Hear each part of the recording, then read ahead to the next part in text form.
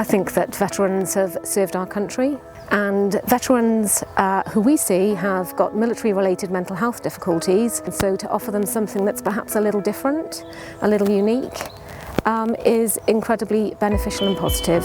The virtual reality masks had mindfulness content installed to better manage their mental health whilst waiting for psychological treatment. It can be a very anxious time for many people, and so giving our veterans something to do and learning some skills to help manage their mental health has been something that's been received positively.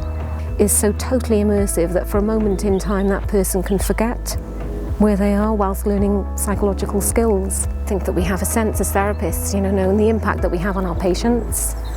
Supporting, I'm very passionate about military veterans, and I think that's the driving factor for me, that actually patients are the most important.